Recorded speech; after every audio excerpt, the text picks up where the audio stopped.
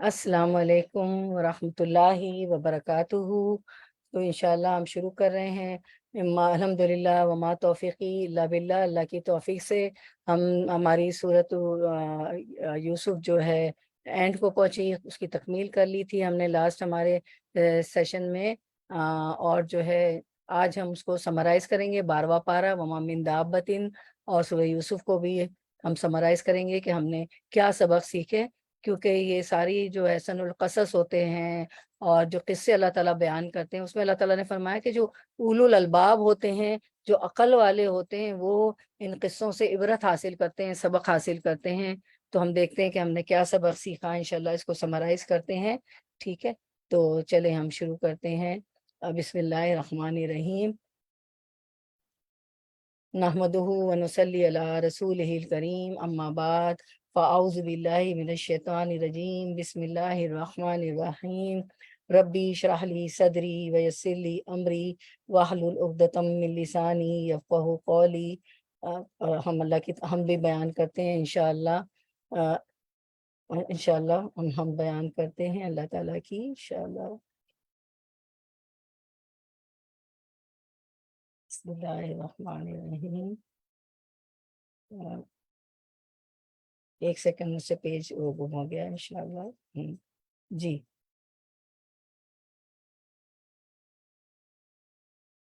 अल्हम्दुलिल्लाहि ज़िल तौली वल आलाई तफर्रदा बिल अज़मति वल जलाली वल किब्रियाई, अहमदुहु सुब्हानहु हम्दन कसीरन वाशकुरुहु अला नियामिही बुकरतन व असीला।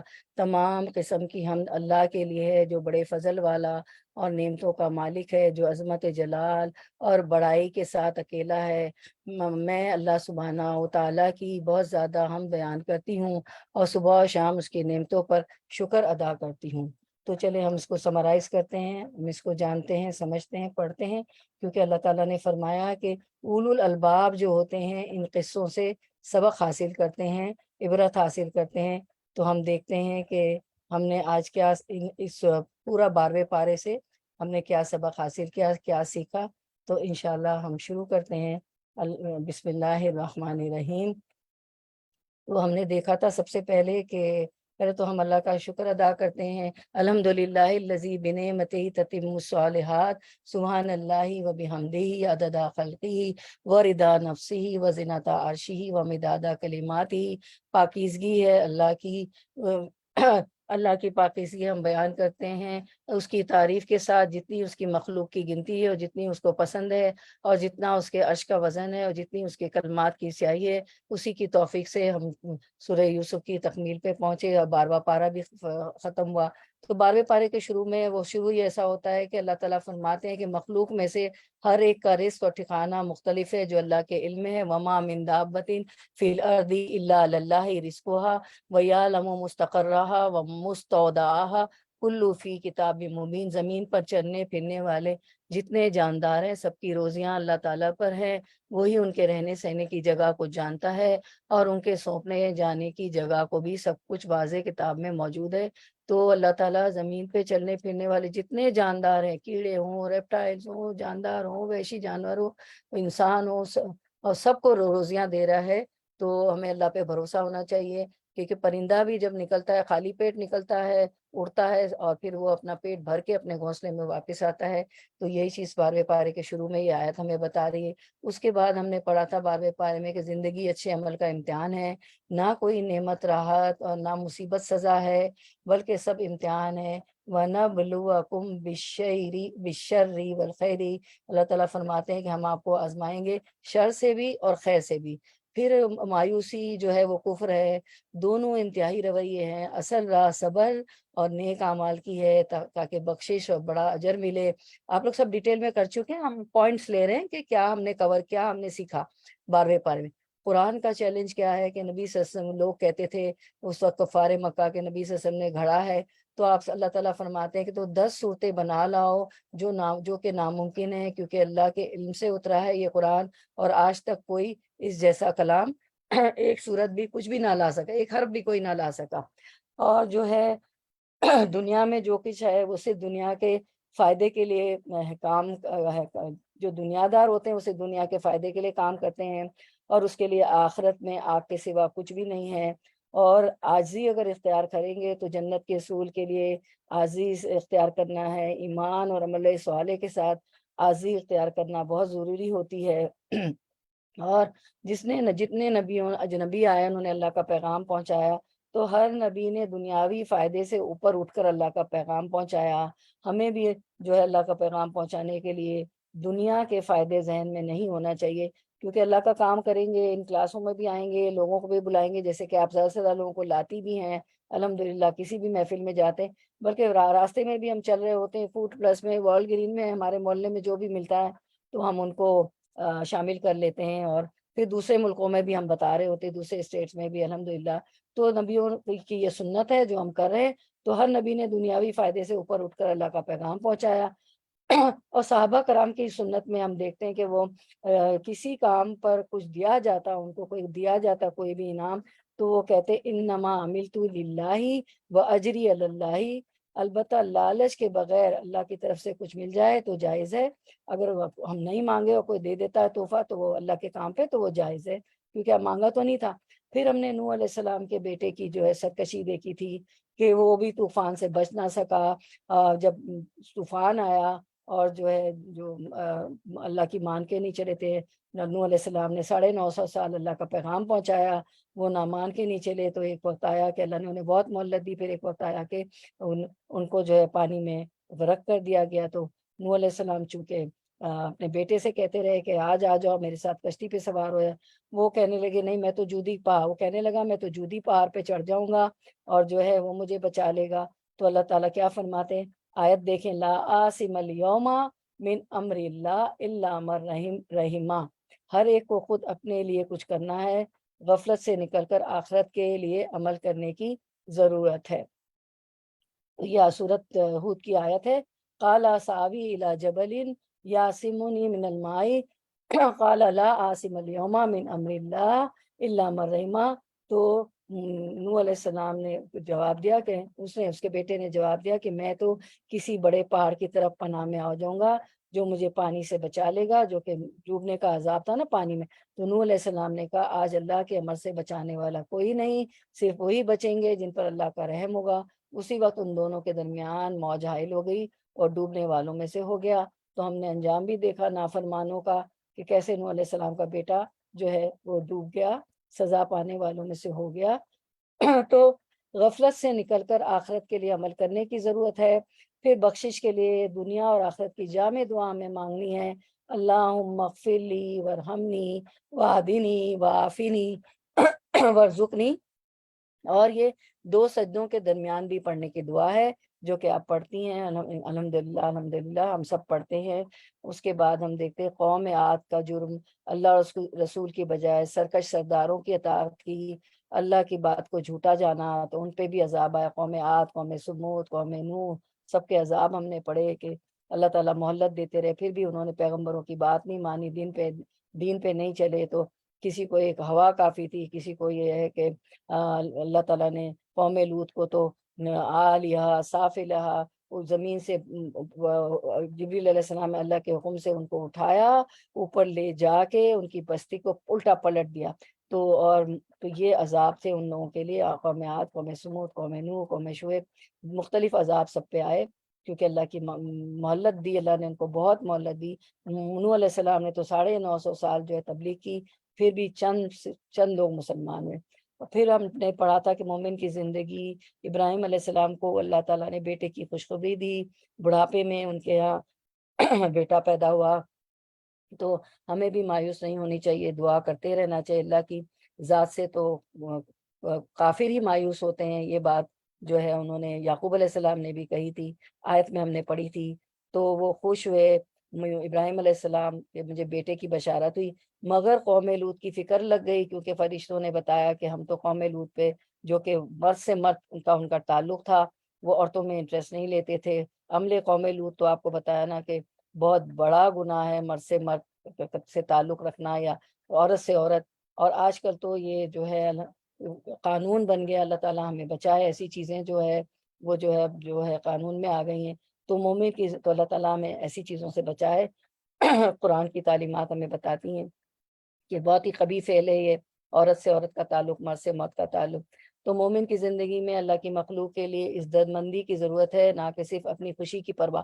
یعنی ان کو بیٹے کی بشارت ہو رہی، لیکن ان کو قوم لوط پہ جو عذاب آ رہا تھا اس کی فکر لگ گئی تھی ابراہیم علیہ السلام کو۔ تو ہمیں بھی جو ہے، جیسے کہ آپ سچ نے فرمایا کہ مومن مومن کا آئینہ ہے، اور اور ایک جسم کی طرح ہے، اگر جسم کے کسی حصے میں درد ہوتا ہے تو پورا جسم افیکٹ ہو جاتا ہے۔ تو ہمیں بھی ایسے ہی دوسرے مسلمان بھائی بہنوں کے لیے درد ہونا چاہیے، جو ہم ابراہیم علیہ السلام کے واقعے میں پڑھا تھا، جانا تھا، سمجھا تھا۔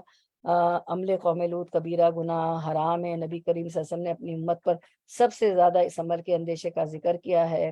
اللہ نے ایسا عمل کرنے والے پر لعنت کی ہے، اور خود قیامت آپ دیکھیں یہی سب ہو رہا ہے، کیونکہ ہم قیامت کے بہت قریب ہیں۔ تو اللہ تعالیٰ سے بہت دعا کرے، بہت اللہ تعالیٰ سے پناہ مانگے ایسی چیزوں سے۔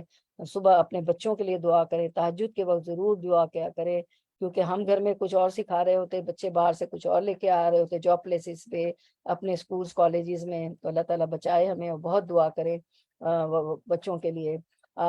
جو امام بخاری تھے وہ جو ہے نابینا ہو گئے تھے، اور پھر جو ہے ان کی والدہ نے دعا کی، تو ان کو ابراہیم علیہ السلام خواب میں آئے، اور جو ہے اللہ تعالیٰ نے ان کو بینائی دے دی۔ دیکھیں ماں کی دعا میں اور تہجد کے وقت کی دعا میں اتنا اثر ہوتا ہے۔ اور آج ہمارے پاس صحیح بخاری موجود ہے، جو قرآن کے بعد سب سے آتھینٹک حدیث کی کتابوں میں سب سے آتھینٹک وہ کتاب ہے، جو امام بخاری جو ہے انہوں نے اس کتاب کو لکھا۔ دیکھیے ماں کی دعا کا کتنا اثر ہوا۔ ان کی بینائی اتنی تیز تھی کہ کہا جاتا ہے کہ وہ جو ہے چاند کی روشنی میں بھی وہ پڑھ لکھ لیتے تھے۔ اس کے بعد ہم دیکھتے ہیں فرعون دنیا میں قوم کا لیڈر تھا، جہنم کی طرف جاتے ہوئے بھی اپنی قوم کی قیادت کرے گا۔ تو جس کے پیچھے ہم چلیں گے، جس کو فالو کریں گے، تو اسی کے ساتھ یہ گروہ گروہ بنے ہوئے ہوں گے۔ تو وہ چونکہ لیڈر تھا تو وہ جہنم میں جائے گا، تو اس کی قوم کو بھی اس نے گمراہ کیا، یہ بھی ہم نے پڑھا تھا 12ویں پارے میں۔ گمراہی کے سوا کچھ اس نے نہیں کیا اپنی قوم کے لیے۔ تو چونکہ وہ قوم کا لیڈر تھا، قوم اس کو فالو کر رہی تھی، تو جہنم کی طرف جاتے ہوئے بھی اپنی قوم کی قیادت کرے گا۔ پھر ہم دیکھتے ہیں بدبخت و خوش بخت 12ویں پارے، بدبخت آگ میں چیخو پکار کریں گے، خوش بخت ختم ہونے والی جنت میں رہیں گے، جہاں ان کے لیے نعمتیں ہی نعمتیں ہوں گی، جنت کی حوریں، میوے، اور ایسی جنت ہے جو کسی آنکھ نے نہیں دیکھا، کسی دل نے نہیں سوچا۔ اور اس میں اللہ تعالیٰ فرماتے ہیں کہ آنکھوں کی ٹھنڈک ہے وہ جنت، اور جو کسی آنکھ نے نہیں دیکھا، کسی دل نے ہم سوچ بھی نہیں سکتے دنیا کی نعمتوں سے۔ ہم جو ہے اس کا دنیا کی نعمتیں تو اس کے سامنے کچھ بھی نہیں ہے۔ جنت میں ایک کوڑا رکھنے کی جگہ دنیا مافیا سے بہتر ہے۔ اس کے بعد ہم دیکھتے ہیں کہ نیکیاں برائیوں کا بدل ہے۔ جب کوئی گناہ ہو جائے تو نیکی کر لینا چاہیے، وہ اس کو مٹا دے گی، اور پھر بہت زیادہ توبہ استغفار کرنا چاہیے، خواہ لا الہ الا اللہ ہی کہنا ہو، کیونکہ لا الہ الا اللہ جو کہے گا تو اگر اعمال ترازو ہوگا، اس کے ایک پڑھنے میں اگر لا الہ الا اللہ رکھا جائے تو وہ پلڑا بھاری ہو جائے گا۔ اعمال ایک میں رکھے جائیں، ایک میں لا الہ الا اللہ رکھا جائے تو وہ ترازو پہ بھاری ہو جائے گا۔ تو اور جو لا الہ الا اللہ کہنے کا عادی ہوگا، تو جو ہے موت کے وقت بھی، ہماری سکرات کے وقت بھی، نزا کے وقت بھی ہماری زبان سے لا الہ الا اللہ کلمہ جاری ہو جائے گا انشاءاللہ۔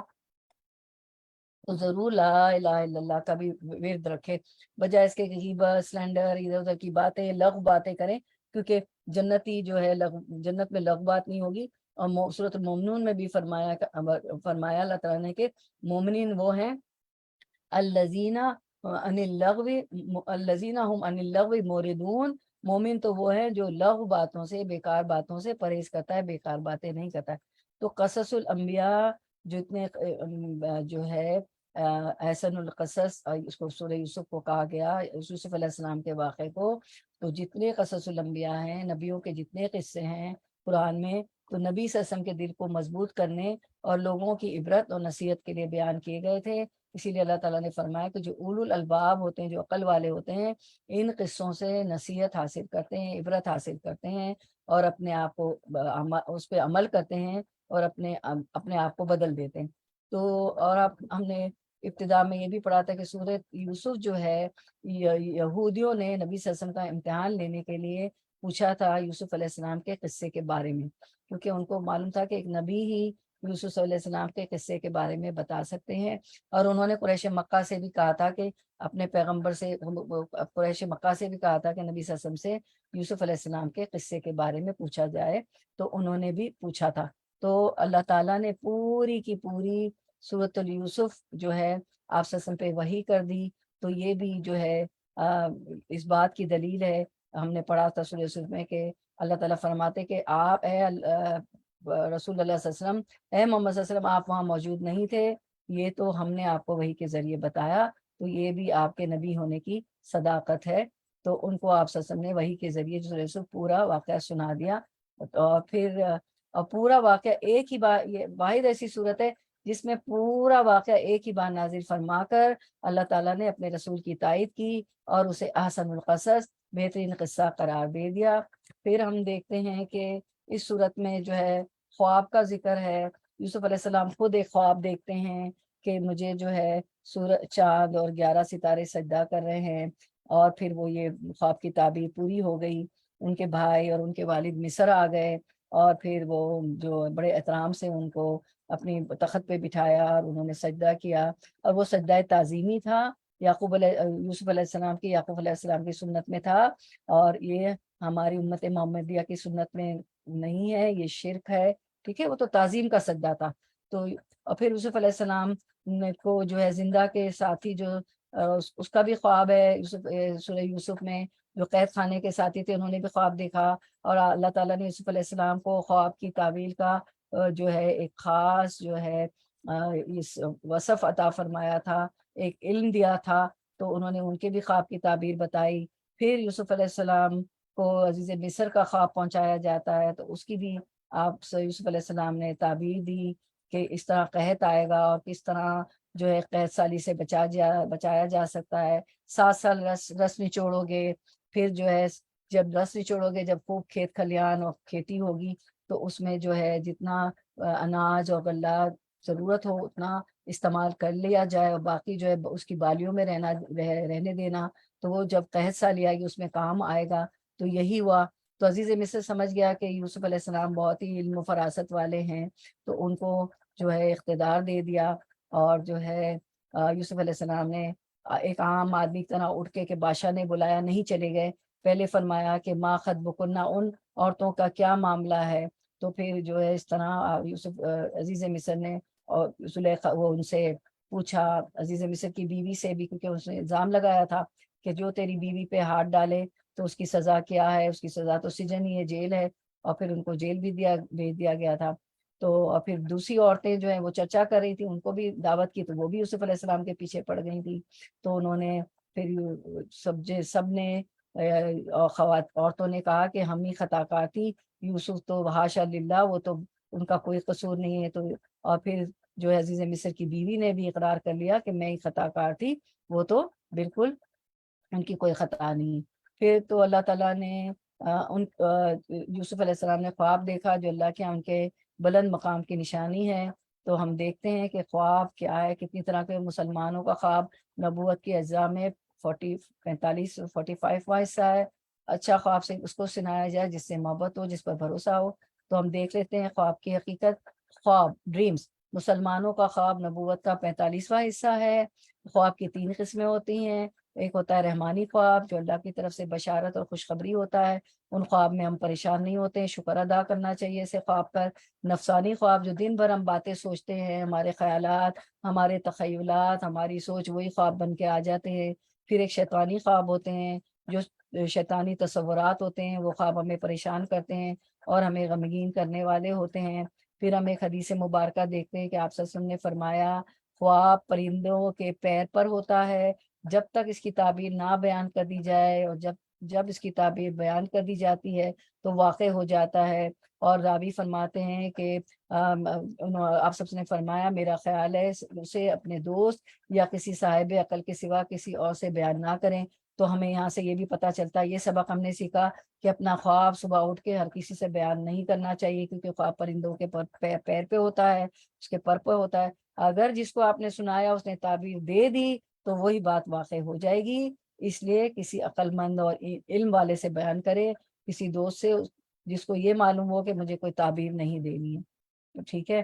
پھر جو ہے ہم دیکھتے ہیں آگے، خوابوں کے بعد دیکھتے ہیں کہ اور عورتوں یہ برادران یوسف نے جو ہے، کیونکہ ان کے 10 لاتی بھائی تھے، لاتی بھائی کا مطلب ہوتا ہے کہ والد باپ ایک ہوتے ہیں، اور جو ہے بنیامین جو ہے ان کے سگے بھائی تھے، اور جو لاتی بھائی تھے ان کی ماں دوسری تھی، اور بنیامین ان کے سگے بھائی تھے، ایک ماں یوسف علیہ السلام، بنیامین ایک ماں کے سے تھے۔ تو یہ جو ان کے 10 بھائی جو لاتی بھائی تھے، یعقوب علیہ السلام کے دوسرے بیٹے، کیوں باپ تو ایک ہی تھا نا یوسف علیہ السلام کے، بنیامین کے، اور 10 بھائیوں کے یعقوب علیہ السلام۔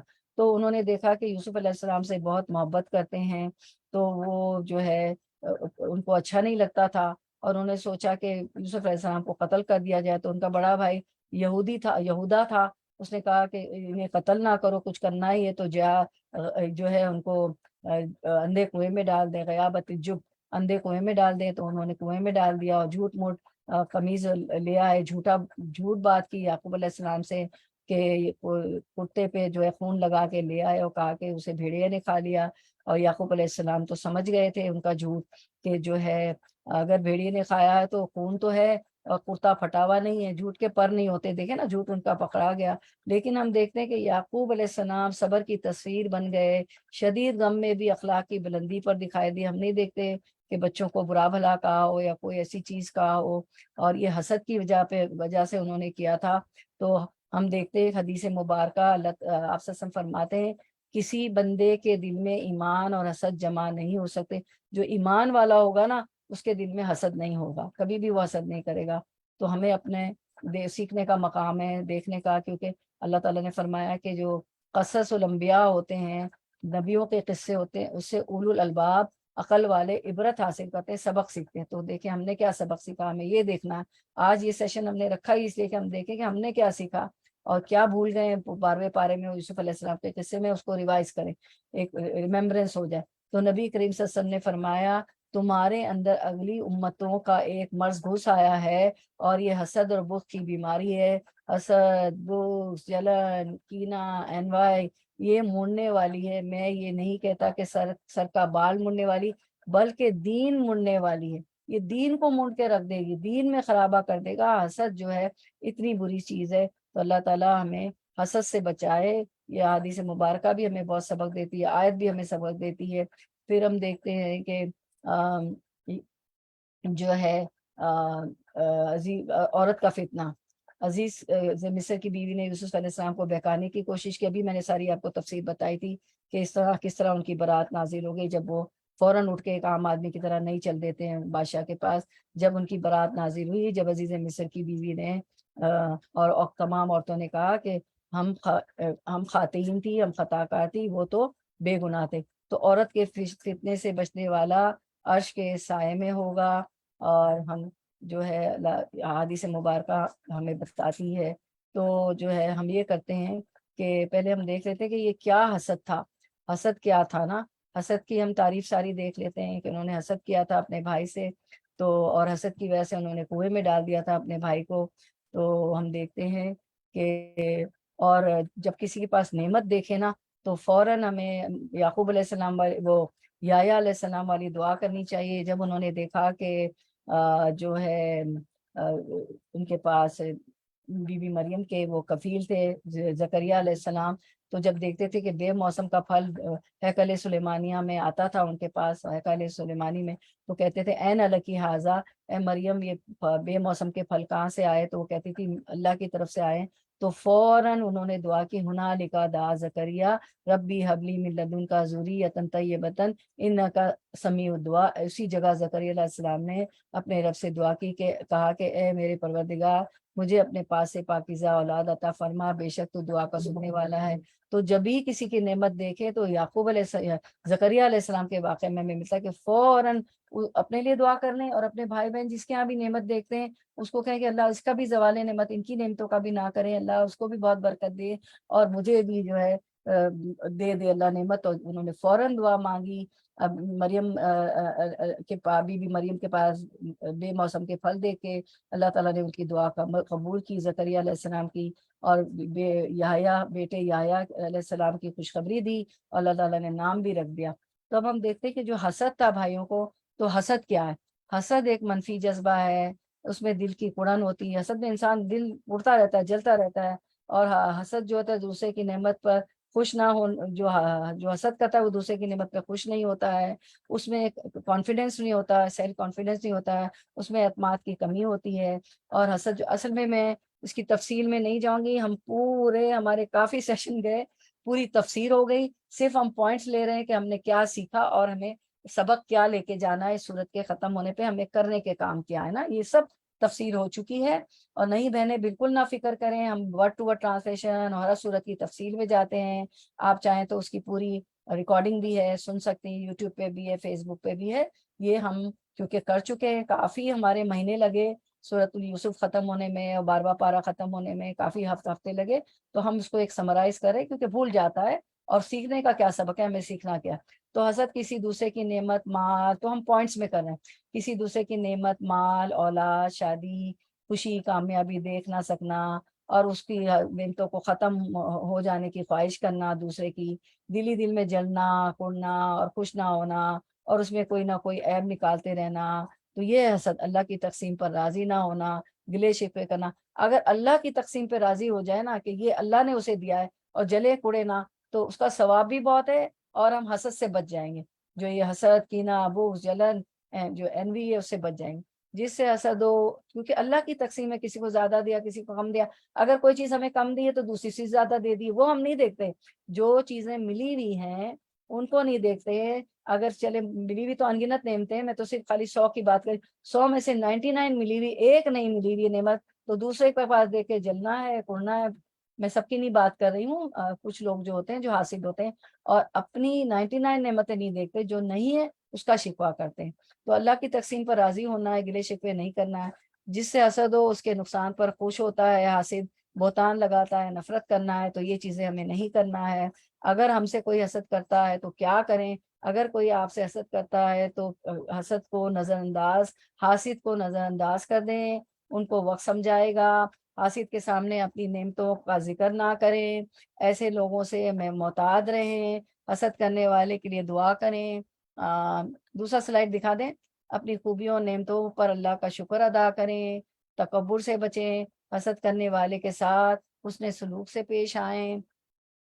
اگر ہمیں کسی سے حسد ہو جائے، کیونکہ ہم کمزور ہیں، انسان ہیں، ہم فرشتہ تو نہیں ہیں، ہم میں تو غلطیاں بھی ہو جاتی ہے، حسد بھی ہو جاتا ہے، لیکن قرآن ہمیں جو ہے عمل اچھے سکھاتا ہے، ہمیں جو ہے تزکیہ کرتا ہے، ہمارا تزکیہ نفس کرتا ہے، ہمارے نفس کو سدھارتا ہے. قرآن جو ہے ہمارے نفس کے گھوڑے کو باندھ دیتا ہے، جو تیزی سے دنیا کی رانائیوں میں کھو جاتا ہے، تو قرآن ہی ہمیں اس کو باندھتا ہے اور اس کو کنٹرول میں رکھتا ہے. تو ہمیں کسی سے حسد ہو جائے، جس سے حسد ہو اس سے سلام اور پیار سے پیش آئیں. اللہ کی تقسیم پر راضی ہو جائے. اگر ہم سے زیادہ کسی کو ملا ہوا ہے تو 99 اس سے زیادہ نعمتیں ہمیں بھی ملی ہوتی ہیں، تو اللہ کی تقسیم پر راضی رہیں. اور اس کو نہیں ملی ہوتی جو ہمارے پاس نعمتیں، تو اللہ کی تقسیم پر راضی رہیں. اس کے لیے دعا مددگار ثابت ہوتی ہے. اللہ سے مدد مانگیں، دعائیں کریں اپنے حق میں.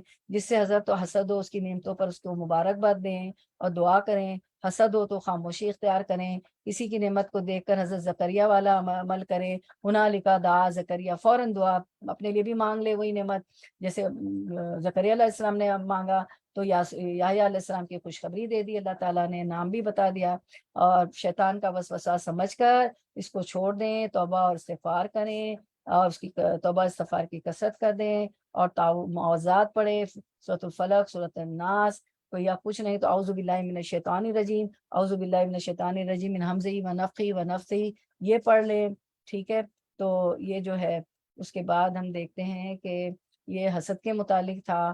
پھر ہم جو کیا کریں کہ ہاں، پھر یعقوب علیہ السلام کے بارے میں ہم دیکھتے ہیں کہ بھائیوں نے، ان کے بیٹوں نے جھوٹ بیان کیا اور ان کو کنویں میں ڈال دیا اور کہا کہ بھیڑیے نے کھا گیا، تو وہ صبر کی تصویر بن گئے۔ شدید غم میں بھی اخلاق کی بلندی پر دکھائی دے رہے ہیں۔ انہوں نے بچوں سے کچھ نہیں کہا، کہا کہ میں تو صبر جمیل کروں گا، اچھا صبر کروں گا۔ اور یہ دعا کی جو قرآن میں ملتی، انما اشکو بثی وحزنی اللہ، بے شک میں اپنی بے قراری اور اپنے غم کا شکوہ اللہ سے کرتا ہوں۔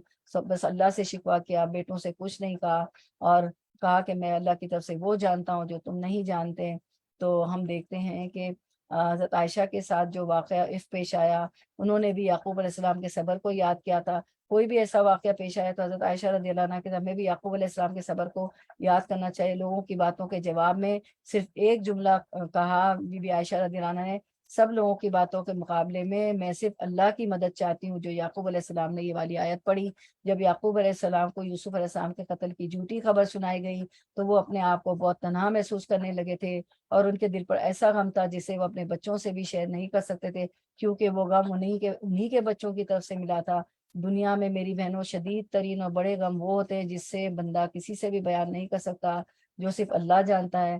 جب حالات ایسے ہوں کہ نہ کسی کو تکلیف بتا سکتے ہوں، نہ ہی کوئی مدد کر سکتا ہوئے، تو اس وقت اللہ کی طرف رجوع کرتے ہوئے یعقوب علیہ السلام کی یاد کریں۔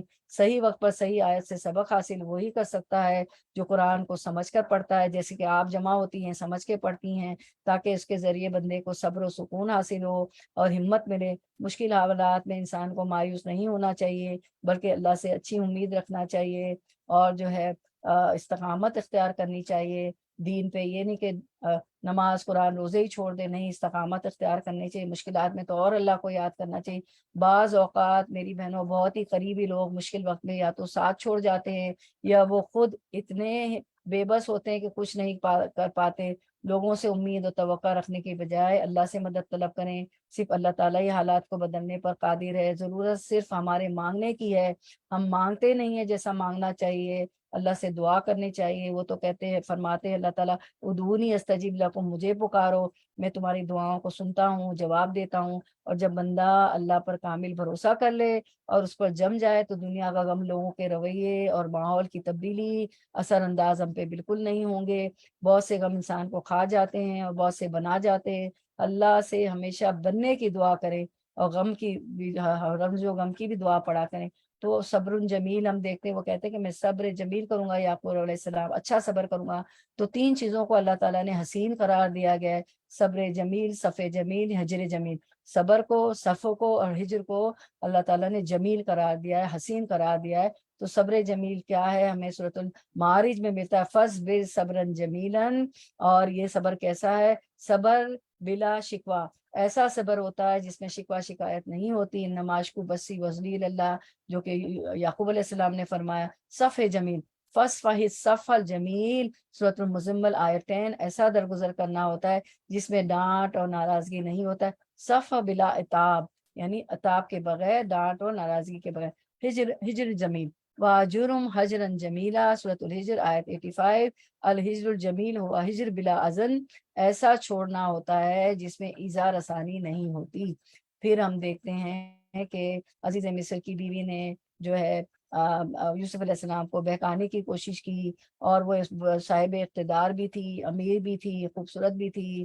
تو یوسف علیہ السلام کا اتنا تقویٰ تھا، اتنا اللہ سے ڈر تھا کہ میں جو ہوں، وہ کہتے ہیں کہ میں کیسے عزیز مصر کی نمک حرامی کروں، کیسے میں عزیز مصر کو دھوکہ دوں جس نے مجھے اچھا ٹھکانہ دیا، محل میں رکھا، حالانکہ غلام پیسے دیے تھے، غلام بنا کے بھی رکھ سکتا تھا عزیز مصر، اس کو خریدا تھا یوسف علیہ السلام کو کنویں کے لوگوں سے، لیکن کہا کہ میں ان کو دھوکہ۔ اور سب سے بڑی بات کہ اللہ کے احکام کی نافرمانی نہیں کرتا، میں اللہ سے ڈرتا ہوں، اللہ کا تقویٰ تھا۔ تو عورت کے فتنے سے بچنے والا عرش کے سائے میں ہوگا۔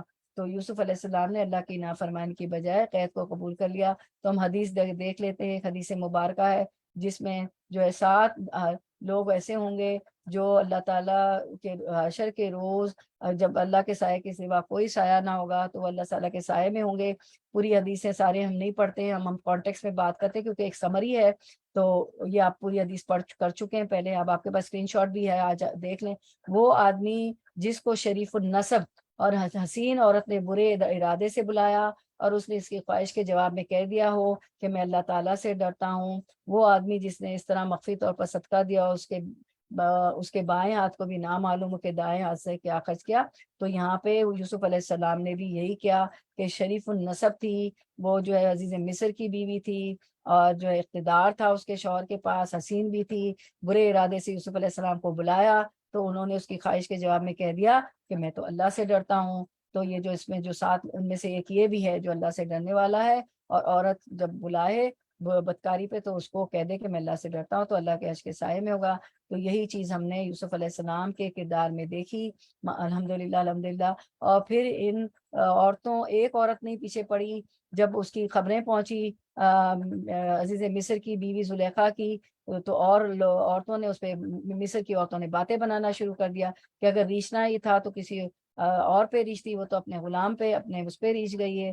تو اور پھر اس نے خود ہی جب عزیز مصر نے دیکھ لیا تھا تو جو ہے اس نے دروازے پر، تو عزیز مصر کی بیوی نے کہا تھا کہ اس کی کیا سزا ہے جو تیری بیوی پہ بری نگاہ ڈالے یا ہاتھ ڈالے قید کے سوا۔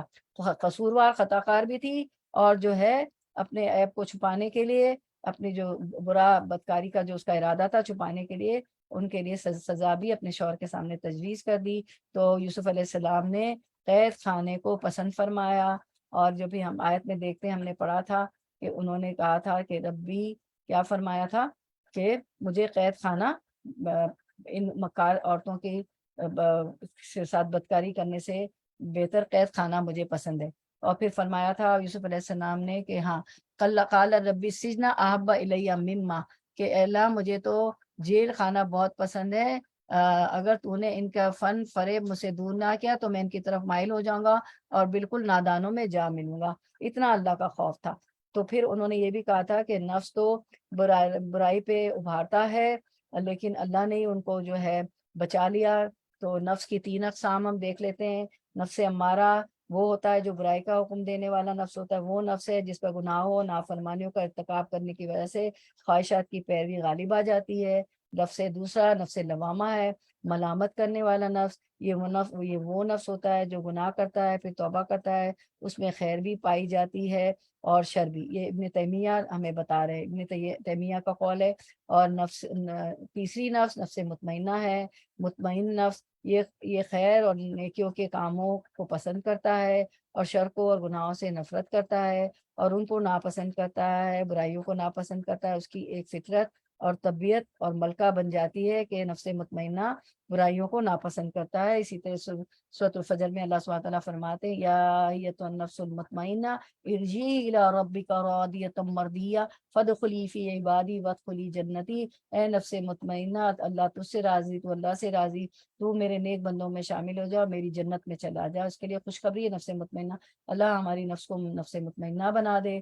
تو نفس مطمئنہ ہر حال میں مطمئن، یعنی نیکی پر قائم رہنے والا نفس، جو انسان کو اطاعت الہی اور اللہ کے ذکر فکر میں مطمئن رکھتا ہے، اور خواہشات کی کشش اور گناہوں کے خطرات سے دور رکھتا ہے، اور قلب سلیم جو ہوتا ہے دل کی بیماریوں سے پاک، صحت مند اور تندرست دل، کینہ، حسد، بغض، شک اور منافقت جیسی بیماریوں سے پاک دل، ایسا دل جو آخرت کے غم میں مبتلا رہتا ہے۔ تو اللہ تعالیٰ ہمیں نفس مطمئنہ عطا فرمائے اور قلب سلیم عطا فرما دے انشاءاللہ۔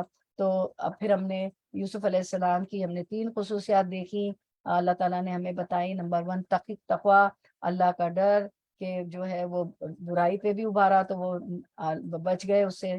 پھر صبر، مشکل سے مشکل حالات میں کوئی شکوہ شکایت نہیں کرتے ہیں، کنویں میں ڈال دیے گئے، غلام بنائے گئے، اور پھر جو عزیز مصر کی بیوی نے الزام لگایا اور قید خانے میں چلے گئے، وہاں کوئی شکوہ نہیں، کچھ نہیں۔ بھائی ملتے ہیں آ کے، غلہ لینے آتے ہیں، پھر ان جب بھائیوں کو کہہ دیتے ہیں، جب پھر بھائیوں کو بتا دیتے ہیں کہ میں تمہارا بھائی یوسف ہوں اور تم نے کیا کیا تھا اپنے بھائی یوسف کے ساتھ، تو پھر تو انہوں نے استغفار کیا، بھائیوں نے اپنی غلطی مان لی۔ ہمیں بھی غلطی مان لینا چاہیے۔ پھر بھی بھائیوں کو کچھ نہیں کہتے ہیں کہ مجھے کنویں میں ڈالا، میرے ساتھ یہ کیا، تم برے ہو، تم یہ ہو، عام انسانوں کی طرح جو ہماری زبانیں جو ہے ہم پھول جھڑ رہی ہوتی ہیں۔ انہوں نے کہا لا تصریب یوم علیکم، لا تصریب یوم علیکم، تم پر آج کوئی ملامت نہیں ہے۔ اور یہی بات آپ وسلم نے فاتح مکہ ہے، مکہ فتح کر رہے ہیں، اور یہی بات اللہ کے رسول صلی اللہ علیہ وسلم نے فرمائی تھی جب مکہ فتح کر رہے تھے، جنہوں نے اوزیاں ڈالی تھی، آپ مکہ میں حرم شریف میں نماز نہیں پڑھنے دیتے تھے، کفار مکہ، مشرک کے مکہ سارے آپ کے عزیز اور رشتے داری تھے، یہاں بھی یہ سب یوسف علیہ السلام کے بھائی ہے، تو یوسف آپ صلی اللہ علیہ وسلم بھی یہی آیت کا یہی حصہ دہراتے، لا تسریبہ علیکم اليوم، تم پہ آج کوئی ملامت نہیں۔ تو یہ ہے صبر جمیل اور تقوی اور احسان، نیکی کے درجے پر قائم رہے، مطلب یہ ہے کہ کچھ نہیں کہا بھائیوں کو، یہ ہم سیکھنے کی باتیں ہیں۔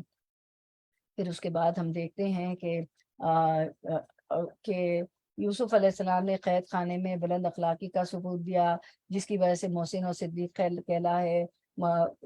جیل میں جو زندہ کے جیل کے ساتھی تھے، ان کے ساتھ بھی بڑا اچھا سلوک تھا، ان کو بھی خواب کی تعبیر بتائی، اور خواب کی تعبیر بتانے سے پہلے کہا، اللہ کی بات رکھ دی کہ میں جب تک تمہارا کھانا آتا ہے زندہ میں، قید خانے میں، جب اس سے پہلے میں تمہیں جواب دے دوں گا، کیونکہ کھانے سے بڑی رغبت ہوتی ہے نا انسان کو، تاکہ وہ غور سے بات سنے۔ تو یہ بھی ہم سیکھتے ہیں کہ کس طرح بات کی جائے، سبحان اللہ، قربان جائیں، اللہ کتنے رحیم ہے، اور کیسا موعظہ ہے یہ، موعظتن، یعنی میں نصیحت کی بات کر رہی ہوں، کیسی نصیحت ہے، زندگی گزارنے کا ہر طریقہ ہے، کوئی چھوٹی بات کوئی بڑی بات اللہ تعالیٰ نے زندگی گزارنے کی نہیں چھوڑی کہ کس طرح بات کی جائے۔ اس طرح وہ تبلیغ کا ایک پہلو ہمیں ملتا ہے کہ کس طرح وہ بات کرتے ہیں، یعنی کہ قید خانے میں بھی جب ان کو خواب کی تعبیر بتانے سے پہلے اللہ سے جوڑا کہ ایک خدا بہتر ہے کہ بہت سارے خدا جن کی ہم عبادت کرتے ہیں وہ بہتر ہے، وہ تو آپ نے ساری تفصیل پڑھی کہ کس طرح انہوں نے اللہ سے جوڑا۔ تو اللہ سے ہمیشہ کنیکٹ کرنا چاہیے، اور ہمیں ربانی بننا ہے۔ ربانی وہ ہوتے ہیں کہ جنہیں دیکھ کر اللہ یاد آ جائے، اگر جہاں نمازیں نہیں ہو رہی ہے وہاں نماز، یعنی ریا فقط دکھاوا، وہاں نماز قائم کرنی چاہیے۔ جیسے کسی آپ شاپنگ مال میں جاتے ہیں تو آپ نماز پڑھ لیں، تو اس طرح پہلے بھی میں نے آپ کو ایک بات بتایا تھا واقعہ کہ ایک دن میں اسکائی ویو مال گئی اپنی بیٹی کے ساتھ، اور یقین کرے لوگ نماز پڑھنا چاہ رہے ہوتے لیکن سمجھ نہیں آ رہا تھا، ایک گھبراہٹ ایک جھنجھلاہٹ ہوتی ہے۔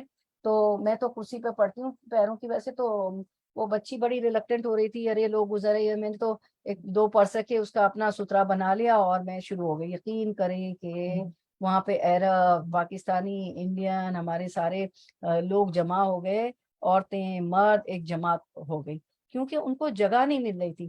تو بس کیا اللہ تعالیٰ کی طرف سے تھا، میرے ذہن میں آیا تو وہاں وہ کام کرے جہاں نہیں ہوتا، جہاں صدقہ نہیں ڈل رہا تو وہاں ڈل رہا ہے، حالانکہ دائیں ہاتھ سے تھے تو بائیں ہاتھ کو نہیں پتا، لیکن بعض جگہ ایسی ہوتی ہے کہ آپ کو دکھانا ہوتا ہے کہ بھائی ڈالو بھائی کرو۔ تو ایسے بننا ہے قرآن کے اسٹوڈنٹ کو ہمیں، ربانی، کہ ایسے کام ہم کریں کہ رب یاد آ جائے دیکھنے والوں کو، ارے بھائی یہ تو واقعی عمل کری، یہ تو واقعی قرآن کی اسٹوڈنٹ ہے جو حلقوں میں جاتی ہیں اور 1 گھنٹہ اپنا ہفتے میں 4 بار جاتی ہیں، 3 انگلش کے، ایک جو ہے 3 اردو کے، 1 انگلش کے درس میں، تو واقعی جو ہے قرآن ان پہ اثر کر رہا ہے، یہ اس پہ عمل ہے ان کا۔ تو پھر انہوں نے جو ہے محسن کہلا ہے، تو ہم دیکھ لیتے ہیں محسنین کون ہیں، حق سے زیادہ دینے والے، احسان اور نیکی کرنے والے۔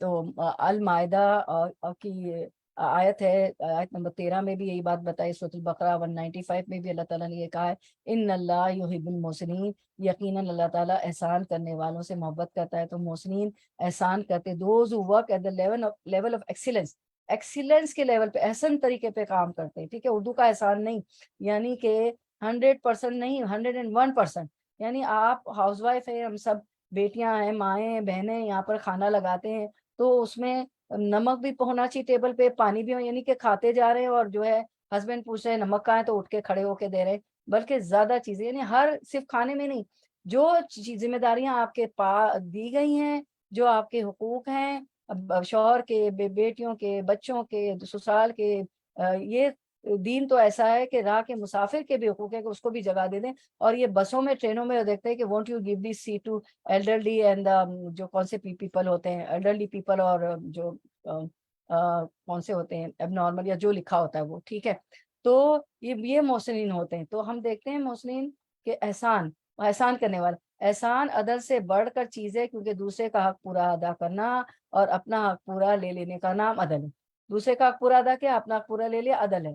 لیکن عدل سے اوپر کیا، احسان۔ لیکن احسان یہ کہ دوسروں کو ان کے حق سے زیادہ دیا جائے اور اپنے حق سے کم لیا جائے۔ ہمیں ذرا کوئی کم دیکھے کمر پہ ہاتھ رکھے میں تو دیکھوں گی، میں تو اس کو دکھاؤں گی میرے ساتھ ایسا کیا، نہیں، ہم قرآن کے اسٹوڈنٹ ہیں، ہمیں ہر وقت جو ہے باڈی جیسچر، کمر پہ ہاتھ رکھ کے اور انگلیاں ہلا کے کہ میں تو اس کو دیکھ لوں گی، میں تو اس کو دیکھوں، نہیں، ہمیں حق سے زیادہ دینا ہے اور اپنے حق سے کم بھی ملا تو کوئی بات نہیں، کیونکہ ہم محسنین بننا ہے ہمیں، کیونکہ ہم قرآن کے اسٹوڈنٹ، لہٰذا احسان کا درجہ عدل سے بڑھ کر ہے، اور انسان پر عدل انصاف سے کام لینا تو واجب اور فرض ہے، عدل تو کرنا ہی ہے، واجب اور فرض ہے، مگر احسان مندوب ہے، یہ اس کے اوپر کی چیز ہے، احسان ایکسیلنس کے لیول پہ۔ اور محسنین کون ہے، اس کے لیے آیات ہم نے پڑھی تھی کہ محسنین کون ہے۔ دراصل اب تو ہم دیکھ لیتے ہیں سورۃ البقرہ کی آیت، ترجمہ جلدی جلدی پڑھ دیتی ہوں۔ دراصل نہ تمہاری کچھ خصوصیت ہے نہ کسی اور کی، حق یہ ہے کہ جو بھی اپنی ہستی کو اللہ کی اطاعت میں سونپ دے اور عملاً نیک روش پر چلے تو وہ محسن ہے، اور پس تو انہیں معاف کرتا جا، درگزر کرتا جا، فاعف عنہم واصفح ان اللہ یحب المحسنین، جیسے یوسف علیہ السلام نے معاف کر دیا، جیسے آپ صلی اللہ علیہ وسلم نے معاف کر دیا، لا تثریب علیکم اليوم، تو وہ محسن ہے، بس تو انہیں معاف کرتا جا، درگزر کرتا جا، کرتا رہے، بے شک اللہ تعالیٰ احسان کرنے والوں سے محبت کرتا ہے۔ تو اگر آپ احسان کریں گی تو اللہ محبت کرے گا، اور صبر کرنے اور اللہ نیکی کرنے والوں کا اجر کبھی ضائع نہیں کرتا۔ سورۃ الہود، سورۃ یوسف، انہ من یتقی ویصبر فإن اللہ لا یضیع اجر المحسنین، حقیقت یہ کہ اگر کوئی تقوی اور صبر سے کام لے تو اللہ کے یہاں ایسے نیک لوگوں کا اجر مارا نہیں جاتا۔ والکاظمین الغیظ والعافین عن الناس واللہ یحب المحسنین۔ میں فرض نمازوں میں یہ آیات پڑھتی ہوں، اس سے پچھلی اور اگلی 3 آیات تو بیر منیمم پڑھنی ہوتی نا ایک رکعت میں، تو زیادہ پڑھ لیں 3 سے۔ جو غصے کو پی جاتے ہیں، والکاظمین الغیظ والعافین عن الناس واللہ یحب المحسنین، جو غصے کو پی جاتے ہیں اور دوسروں کے قصور معاف کر دیتے ہیں، ایسے نیک لوگ اللہ کو بہت پسند ہے۔ سورۃ آل عمران، والذین جاہدوا فینا لنہدینہم سبلنا وان اللہ لمع المحسنین، جو لوگ ہماری خاطر مجاہدہ کریں، دین کے راہ میں جو مشکلات آئیں تو اس پہ جو ہے صبر کریں اور پھر بھی کوشش کریں گے، انہیں ہم اپنے راستے دکھائیں گے، چاہے کلاس میں آنا ہو، چاہے دین کا کوئی کام کرنا ہو، دین پھیلانا ہو، یہاں پہ لانا ہو، خود کو آنا ہو۔ مجھے معلوم ہے آگے پیچھے کام کر لیتی ہیں اپنا کھانا پینا، تو پھر 1 گھنٹہ یہاں دیتی ہیں، پہلے تو ان پرسن ہم جاتے تھے تو آنے جانے کا بھی ٹائم ہوتا تھا، تو سب آگے پیچھے کام کرتے تو اللہ کی راہ میں مجاہدہ کرتے تھے، اور اس میں جہاد بھی آتا ہے۔ تو جو لوگ ہماری خاطر مجاہدہ کریں گے انہیں ہم اپنے راستے دکھائیں گے، اور یقیناً اللہ نیکوکاروں ہی کے ساتھ ہے۔ سورۃ العنکبوت میں تھا یہ، وَأَنفِقُوا فِي سَبِيلِ اللَّهِ وَلَا تُلْقُوا بِأَيْدِيكُمْ إِلَى التَّهْلُكَةِ وَأَحْسِنُوا إِنَّ اللَّهَ يُحِبُّ الْمُحْسِنِينَ، اللہ کی راہ میں خرچ کرو اور اپنے ہاتھوں اپنے آپ کو ہلاکت میں نہ ڈالو، احسان کا طریقہ اختیار کرو کہ اللہ محسنوں کو پسند کرتا ہے۔ تو جو ہے اپنے آپ کو ہلاکت میں ڈالنے کا مطلب یہ ہے کہ جہاد کو ترک دینا اور اس میں خرچ نہ کرنا، جب مال دینے کا حکم آئے تو مال نہ خرچ کرنا، اور گناہ پر گناہ کیے جانا تو اپنے آپ کو ہلاکت میں ڈالنا۔ گناہ پہ گناہ کریں گے تو کیا ہوگا کہ ہلاکت ہی ہے نا، اللہ کا عذاب ہی ہے۔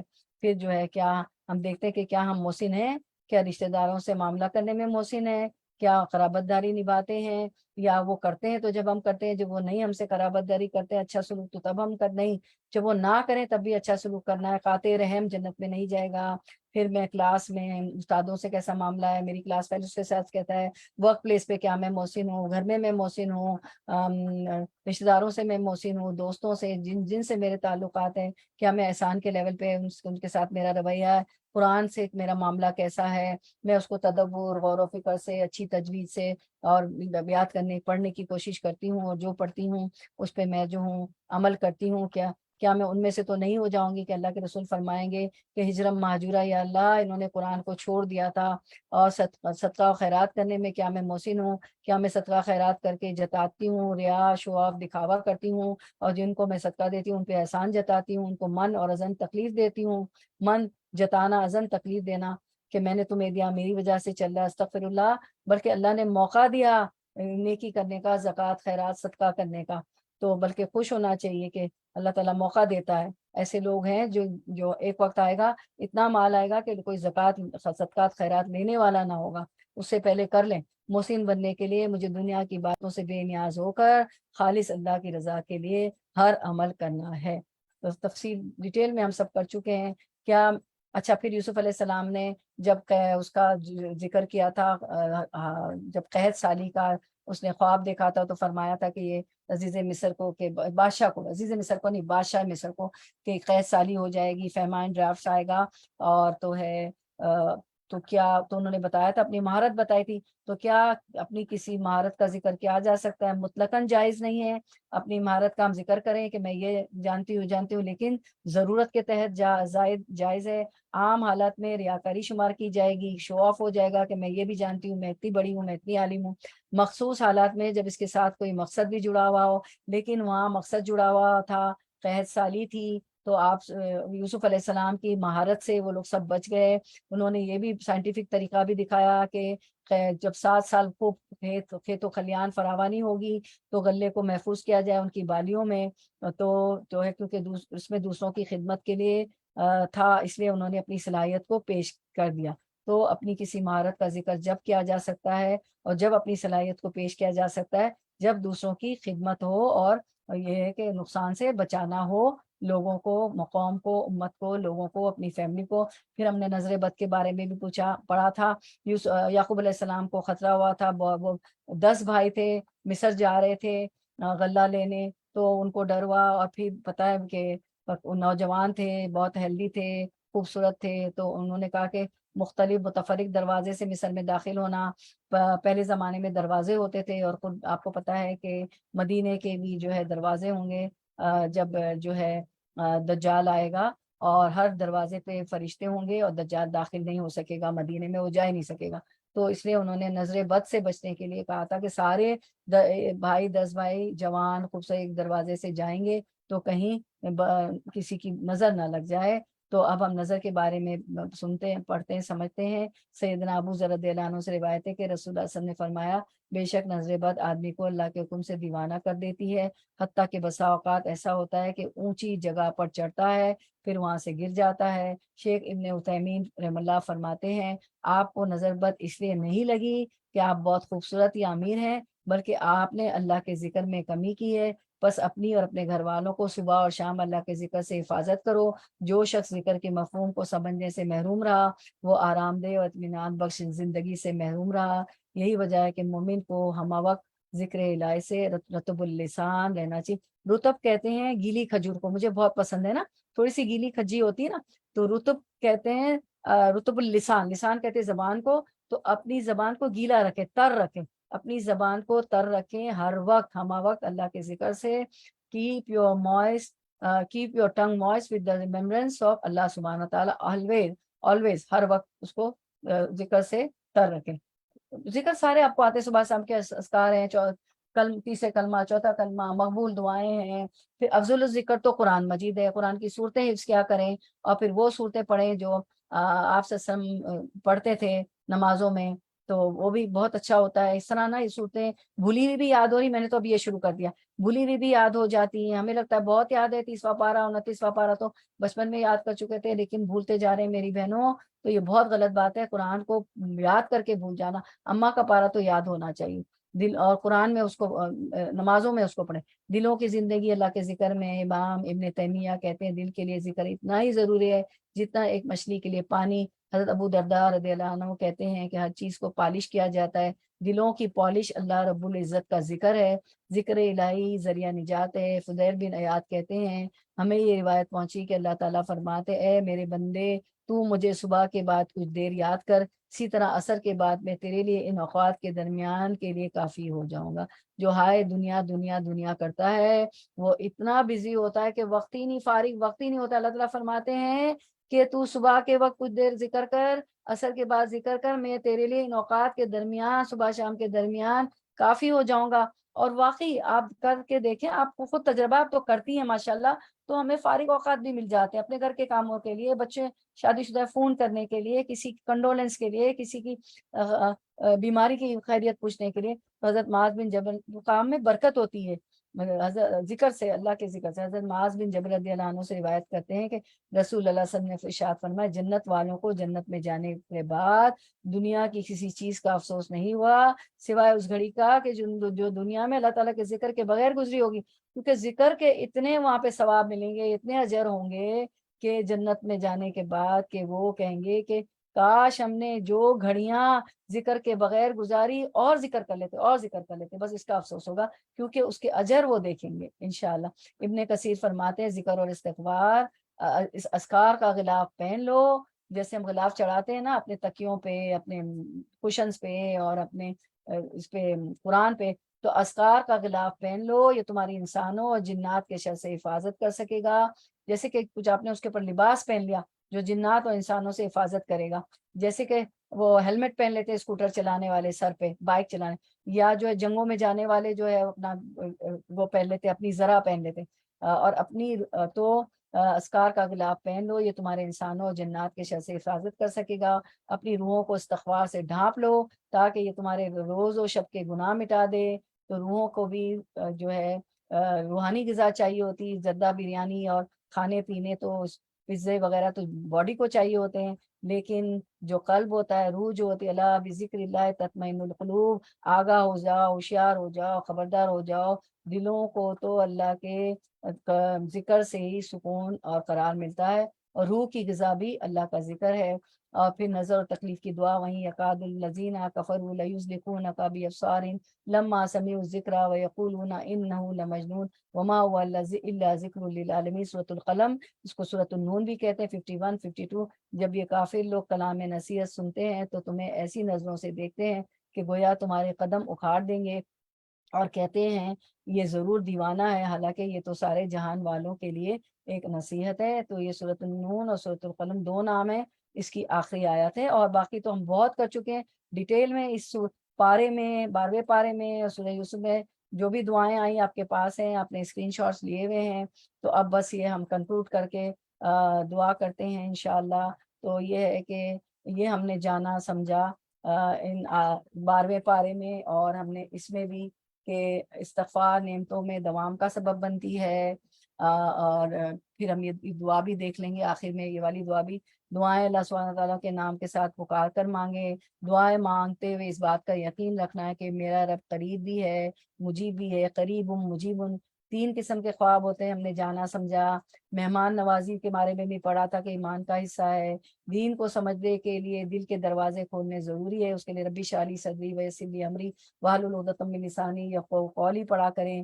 نیکیاں برائیوں کو دور کر دیتی ہیں، قرآن مجید کے حروف کے ساتھ ساتھ حدود کا بھی خیال رکھنا چاہیے، احکامات کا بھی خیال رکھنا چاہیے۔ نیک اعمال کے باوجود اللہ کی رحمت ہی انسان کو جنت تک پہنچا سکتی ہے، یعنی صرف انسان کے عمل کافی نہیں ہے جنت کو پانے کے لیے۔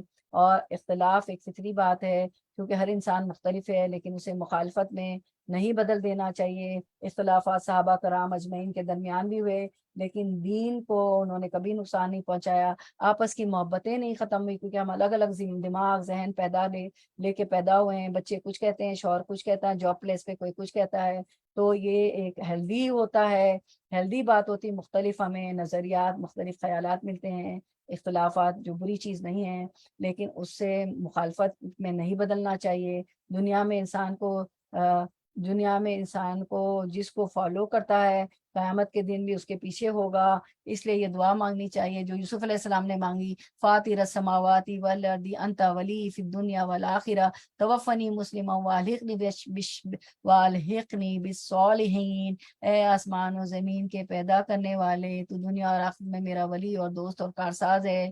تو ہم نے بھی اللہ کو ولی اور دوست اور کارساز بنانا ہے۔ اللہ جب بھی ولی اور دوست بنیں گے جب اللہ کی مان کے چلیں گے۔ اللہ کہتے ہیں تم ایک ہاتھ آؤ میں ایک بالش آؤں گا، تم چل کے آؤ میں دوڑ کے تمہارے پاس آؤں گا، میں تمہارے ہاتھ پیر بن جاؤں گا، تمہارا دوست اور ولی اور کارساز بن جاؤں گا۔ تو اللہ کی مان کے چلنا ہے، قرآن و سنت پر چلنا ہے۔ پھر وہ دعا مانگتے ہیں تو مجھے اسلام کی حالت میں فوت کر اور نیکوں میں ملا دے، یعنی نیکوکاروں سے، جو صالحین لوگ ہیں ان کی صحبت عطا فرما۔ یہ کون کہہ رہے ہیں؟ اللہ کے پیغمبر کہہ رہے ہیں کہ تو ہمیں بھی اللہ اس حالت میں موت دے کہ ہم اسلام کی حالت میں ہمیں موت آئے، اور ہمیں نیک لوگوں کا ساتھ اللہ تعالیٰ عطا فرمائے۔ کیونکہ ہم نے دیکھا کہ فرعون جو ہے، جو اپنی قوم کو گمراہی کیا، جو اس کے پیچھے چلنے والے تھے، خود بھی آگ میں جائے گا، اس کو بھی لے کے جائے گا، قوم کو بھی لے کے جائے گا۔ دنیا میں ہم جس کو فالو کریں گے قیامت کے دن بھی ہم اس کے پیچھے ہوں گے۔ اب برے لوگوں کو فالو کریں گے تو بروں کے پیچھے، اچھوں کو فالو کریں گے تو اچھوں کے پیچھے، قرآن پہ چلنے والوں کو فالو کریں گے تو۔ اور آپ کو پتا ہے کہ ایک روایت مجھے یاد آ رہی، دا جسٹ آف دا حدیث، کہ تم، آپ سب نے فرمایا اپنے لیے اتنا نہیں تڑپو گے جتنا اپنے بھائی کے لیے جھگڑو گے۔ اگر اللہ نہ کرے وہ جنت میں نہیں جا رہا ہوگا تو لوگ وہ کہیں گے کہ یہ تو ہمارے ساتھ مسجدوں میں آتی تھی، یہ تو ہمارے ساتھ دینی حلقوں میں آتی تھی یا آتا تھا، یہ تو ہمارے ساتھ قرآن کی محفل میں ہوتا تھا۔ یعنی بھائیوں کے لیے جھگڑیں گے، اپنے بھائی کے لیے، کیونکہ اللہ تعالیٰ آپ صلی اللہ علیہ وسلم کی شفاعت کروائیں گے، پھر انبیاء کروائیں گے، پھر اللہ تعالیٰ نیک لوگوں کو کہیں گے، اور شہید تو آپ 70 لوگوں کو اپنے خاندان کے بخشوا دے گا۔ تو جو ہے یہ سب بخشش کے سارے جو ہے اسٹیپس ہوں گے آخرت کے دن۔ آج تو یہ غیب ہے، لیکن وہاں سب ہم جو ہے غیب سامنے آ جائے گا۔ تو اخلاص کی وجہ سے انسان شیطان کے قابو میں آنے سے بچ جاتا ہے۔ شیطان مخلصین پر قابو نہیں پا سکتا۔ توکل ایمان کا حصہ ہے، توکل کے بغیر ایمان مکمل نہیں ہوتا۔ ایمان دل میں ہوتا ہے، اور چور وہیں آتا ہے، یعنی شیطان وہیں اٹیک کرتا ہے جہاں خزانہ ہوتا ہے، دل پہ وہ اٹیک کرتا ہے۔ لوگوں کی قدر ان کے دین ایمان تقوی کی وجہ سے کرنی چاہیے، نہ کہ ان کے مال اور ان کے دنیاوی اسٹیٹس کی وجہ سے۔ قدر ایمان والوں کی، تقوی والوں کی ہونی چاہیے۔ پھر جب ان کی قدر ہوگی تو انہی کو ہم ساتھی بنائیں گے۔ والحقنا بالصالحین، صالحین لوگوں میں ایمان اور تقوی والے ہی آتے ہیں، تو ان کو دوست بنانا چاہیے، مال اور اسٹیٹس کو نہیں دیکھنا چاہیے، اور ایسا صبر کرنا ہے جو صبر جمیل ہو۔ تو بس تو یہ ہم کنکلوڈ کر کے پھر دعا مانگیں گے۔ تو بس یہی چیزیں ہم نے سیکھی ہے۔ کیا سیکھا ہے؟ عقل مند لوگ یہی سیکھتے ہیں، اولو الالباب، صبر، تقوی، مشکل کے بعد آسانی ہے، امانت، تدبیر اور تدبیر کے درمیان موافقت، ہر کام میں اللہ کی حکمت، درگزر اللہ کی خاطر کرے، ہر موقع پر اللہ کی یاد کریں، مشکلات میں بھی، اقتدار میں بھی۔ وہ اقتدار میں تھے تبھی یوسف علیہ السلام جو ہے اللہ تعالیٰ کو یاد کرتے تھے۔ برائی کا جواب اچھائی سے دینا ہے، یہی ہم نے سکھا۔ توکل اللہ ہونا چاہیے، لوگوں کو معاف کر دینا چاہیے، ہمیشہ اللہ کے فیصلوں پر راضی ہونا چاہیے، جو ہوتا ہے اس کو ایکسیپٹ کرنا چاہیے، اور پوری امید رہنا چاہیے، کیونکہ مشکل کے بعد آسانی ہے۔ ہم نے یوسف علیہ السلام کے قصے میں دیکھا۔ اور ان مال عسر یسرا و ان مال العسر یسرا، توکل اور امید، ہمیشہ توکل رکھنا چاہیے، اللہ سے اچھی امید رکھنا چاہیے۔ کافر جو ہے اللہ کی رحمت سے مایوس ہوتے ہیں، ہمیشہ محسنین بننا چاہیے، احسان کی روش اختیار کرنا چاہیے، ہر موقع پر اللہ سے مدد حاصل کرنا چاہیے۔ اب ہم دعا کر لیتے ہیں انشاءاللہ۔ چلیں انشاءاللہ دعا کرتے ہیں، میرے ساتھ سورۃ الفاتحہ اور درود شریف پڑھیں، کیونکہ سوری کیا کریں کہ لمبا ہو گیا، دعا کر لیتے ہیں، کیونکہ اللہ کا ذکر بھی دعا ہی ہوتا ہے۔ دعا میں نے سوچا تھا کہ لمبی کریں گے، لیکن چلے جتنی اللہ کروا دے، بس اللہ تو قبول کرنے والے، اللہ کو پتہ ہے۔ چلیں ہم دعا کرتے ہیں۔ ادعونی استجب لکم، اور مجھ سے مانگو میں تمہیں عطا کرتا ہوں۔ اللہ از the acceptor of دعا، so make lot of دعا۔ اعوذ باللہ من الشیطان الرجیم، بسم اللہ الرحمن الرحیم، الحمد للہ رب العالمین، الرحمن الرحیم، مالک یوم الدین، ایاک نعبد و ایاک نستعین، اہدنا الصراط المستقیم، صراط الذین انعمت علیہم غیر المغضوب علیہم ولا الضالین، آمین۔ اللہم صلی علی محمد وعلی آل محمد کما صلیت علی ابراہیم وعلی آل ابراہیم انک حمید مجید، اللہم بارک علی محمد وعلی آل محمد کما بارکت علی ابراہیم وعلی آل ابراہیم انک حمید مجید۔ سبحان اللہ و بحمدہ عدد خلقہ و رضا نفسہ و زنۃ عرشہ و مداد کلماتہ۔ پاک ہے اللہ، اور اسی کی تعریف ہے، اس کی مخلوق کی تعداد کے برابر، اس کی ذات کی رضا کے برابر، اس کے عرش کے وزن کے برابر، اور اس کی کلمات کی سیاہی کے برابر۔ اہدنا الصراط المستقیم، اے اللہ ہمیں صراط مستقیم پر چلا لیجئے۔ اے اللہ ہم آپ سے پناہ مانگتے ہیں عاجزی اور سستی سے، بزدلی، قرض اور بخل سے، انتہائی بڑھاپے سے، سختی اور غفلت سے، ذلت اور مفلسی اور ناداری سے ہم آپ کی پناہ مانگتے ہیں، محتاجی سے، کفر سے، نافرمانی سے، مخالفت سے، نفاق سے، منافقت سے، بری شہرت سے، ریا سے، دکھاوے سے، فخر سے، غرور سے، تکبر سے ہم آپ کی پناہ مانگتے، بہرے پن سے، گنگا ہو جانے سے، پاگل پن سے، کوڑ سے اور برس سے، اور تمام جو ہے بری بیماریوں سے پناہ مانگتے۔ اذهب الباس رب الناس واشفی انت الشافی لا شفاء الا شفاء کا شفاء لا یغادر سقما، اے لوگوں کے رب تکلیف کو دور کر دیجیے اور شفا عطا فرما دیجیے، آپ ہی شفا دینے والے ہیں، آپ کی شفا کے سوا کوئی شفا نہیں، ایسی شفا جو بیماری کو باقی نہ چھوڑے۔ اسأل اللہ العظیم رب العرش العظیم ان یشفی کا، ہم عزت والے سے عرش عظیم کے رب سے سوال کرتے ہیں کہ وہ ہمیں شفا دے دے الہی یا الہ العالمین۔ ہماری دعاؤں میں حاضر غیر حاضر تمام بہنیں شامل ہیں، ہمارے میکے سسرال ننیال دلیال، ہمارے بیٹے بیٹیاں، ہمارے بہویں داماد پوتے پوتیاں نواسے نواسیاں، ہماری جو ذریت آئے گی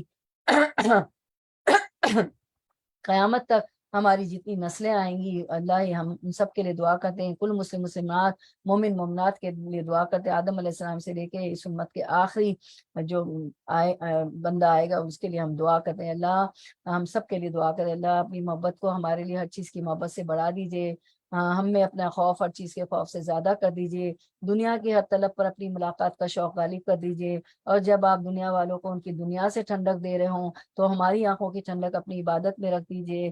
اے اللہ اللہم انا اسألک من فضلک و رحمتک فإنہ لا یملکها الا انت۔ اے اللہ ہم آپ سے آپ کے فضل اور رحمت کا سوال کرتے ہیں کیونکہ آپ ہی اس کے دینے پر قادر ہیں۔ اللہم انت جل القرآن ربیع قلبی ونور صدری وجلاء حزنی وذہاب ہمی وغمی۔ اے اللہ قرآن کو ہمارے دل کی بہار بنا دیجیے، ہمارے سینوں کا نور بنا دیجیے، ہمارے غم کو دور کرنے والا اور ہمارے فکر کو، ہمارے ہم و غم کو، پریشانیوں کو دور لے جانے والا بنا دیجیے۔ ربنا ظلمنا انفسنا وان لم تغفر لنا وترحمنا لنکونن من الخاسرین۔ اے رب ہم اپنے اوپر ستم کیا ہے، اب اگر آپ نے ہم سے درگزر نہ فرمایا، آپ نے رحم نہ کیا تو یقیناً ہم تباہ ہو جائیں گے۔ اللہ ربنا آتنا فی الدنیا حسنۃ وفی الآخرۃ حسنۃ وقنا عذاب النار۔ اے ہمارے رب ہمیں دنیا میں بھی بھلائی دیجیے، آخرت میں بھی بھلائی عطا فرمائیے، اور ہمیں آگ کے عذاب سے بچا لیجیے۔ اللہ اللہم زینا بزینت الایمان وجعلنا ھداۃ مہتدین۔ اللہ ہم کو ایمان کے زیور سے آراستہ پیراستہ کر دیجیے، ایمان ہمارے دلوں میں راسخ کر دیجیے، ہم کو ہدایت یافتہ کا بھی رہنما بنا دیجیے الہی العالمین۔ اللہم اہدی قلبی وسدد لسانی واسلل سقیمۃ قلبی۔ اللہ ہمارے دل سے میل کچیل نکال دیجیے، ہمارے دل کو صحیح راستے پر لگا دیجیے، ہماری زبان کو درست کر دیجیے، ہمارے دل سے بغض اناد حسد جیلسی کینہ سب ختم کر دیجیے الہ العالمین۔ ربنا حب لنا من ازواجنا وذریاتنا قرۃ اعین وجعلنا للمتقین اماما۔ ہے ہمارے رب ہماری بیویوں، ہمارے شوہروں میں اور اولادوں میں ہمیں آنکھوں کی ٹھنڈک عطا فرمائیے، اور ہمیں پرہیزگاروں کا امام بنا دیجیے، ہمارے بچوں کو ہمارے لیے صدقہ جاریہ بنا دیجیے، ہمیں ہمارے والدین کے لیے صدقہ جاریہ بنا دیجیے، ہم سے ہمارے بچوں سے ایسے نیک اعمال کروا لیجیے کہ رہتی دنیا تک ہمارے لیے صدقہ جاریہ بن جائیں، ہم اپنے والدین کے لیے صدقہ جاریہ بن جائیں قیامت تک۔ ربنا اتمم لنا نورنا واغفر لنا انک علی کل شیء قدیر۔ اے ہمارے رب ہمارے لیے ہمارا نور پورا کر دیجیے، ہمیں پرصراط پار کرنے کی نور کی ضرورت ہوگی یا الہی، حشر کے روز ہمیں نور کی ضرورت ہوگی، ہمارا نور پورا کر دیجیے، ہمیں بس دیجیے، بے شک آپ ہر چیز پر قادر ہیں۔ اے یا الہ العالمین ہمیں نور عطا فرما دیجیے۔ اے اللہ ہمارے دل میں نور، ہماری آنکھوں میں نور، ہمارے کانوں میں نور، ہمارے دائیں نور، ہمارے بائیں نور، ہمارے اوپر نور، ہمارے نیچے نور، ہمارے آگے نور، ہمارے پیچھے نور، اور بنا دے ہمارے لیے نور، ہماری زبان میں نور بنا دے، ہمارے پٹھے نورانی، ہمارا گوشت نورانی، ہمارے خون نورانی، ہمارے بال نورانی، ہماری جن نورانی، اور ڈال دے ہمارے نفس میں نور، اور بڑھا دے ہمارے لیے نور۔ اے اللہ ہمیں نور عطا فرما دیجیے، پلسرات جو ہے یا اللہ بجلی کی تیزی سے پار کروا دیجیے گا بغیر کسی تکلیف کے۔ اللہ ہمیں دنیا اور قیامت کی تنگی سے پناہ مانگتے ہیں، اللہم انا اعوذ بک من ضیق الدنیا و ضیق یوم القیامہ۔ اے اللہ ہم دنیا اور روز قیامت کی تنگی سے آپ کی پناہ مانگتے ہیں، نہ اس دن کی تنگی سے بچا لیجیے گا جب سورج سوانے پہ ہوگا، ہمیں ان 7 لوگوں میں سے کر دیجیے گا، ان میں سے ایک وہ بھی ہے جو اللہ کے لیے جمع ہوتے ہیں، اللہ کے لیے جدا ہوتے ہیں۔ اللہ ہم آپ کے لیے جمع ہوتے ہیں، آپ کے لیے جدا ہوتے ہیں، ہمیں بھی اپنے عرش کے سائے میں لے لیجیے گا۔ نہیں ہمیں اپنے عشق کے سائے میں لے لیجیے گا، جب سورج سوانے سے بھی ہوگا آپ کے سائے کے سوا کوئی سایہ نہ ہو۔ اللہم انک عفو تحب العفو فاعف عنا۔ اے اللہ بے شک آپ معاف کرنے والے ہیں، معافی کو پسند فرماتے ہیں، ہمیں معاف کر دیجیے، بہت خطا کار ہے، بہت سیاہکار ہے، بہت گناہ گار ہے، گناہوں کی گٹھریاں اٹھائے ہوئی اس قابل تو نہیں، لیکن آپ کے حبیب ہمارے حبیب صلی اللہ علیہ وسلم نے ہمیں سکھایا کہ جب بھی جنت طلب کرو، جنت کے اعلیٰ مرتبے طلب کرو۔ اللہم انا اسألک جنت الفردوس الاعلیٰ واعوذ بک من النار۔ اللہ ہم آپ سے جنت الفردوس کے اعلیٰ مرتبے طلب کرتے ہیں اور آپ کے عذاب سے پناہ چاہتے ہیں۔ الہی ہمیں شہداء، انبیاء، صالحین، متقین، پرہیزگاروں کے ساتھ اٹھائیے گا الہ العالمین۔ الہی پرسرات آسان کر دیجیے گا، میزان پہ نیک عمل کا پالڑا بھاری کر دیجیے گا الہ العالمین۔ اور یا الہی جب آپ کے سائے کے سوا کوئی سایہ نہ ہو، ہمیں سائے میں لے لیجیے گا الہ العالمین۔ الہی ہماری موت سکرات آسان کر دیجیے گا الہی، مرتے وقت کلمہ شہادت نصیب فرما دیجیے گا، توبہ کی توفیق نصیب فرما دیجیے گا الہی۔ ہماری جنت کو، ہماری قبر کو الہی، اور ہماری قبر کو جنت کے باغوں میں سے ایک باغ بنا دیجیے گا، ہماری قبر کو ساتھ ہاتھ کشادہ کر فرما دیجیے گا الہ العالمین۔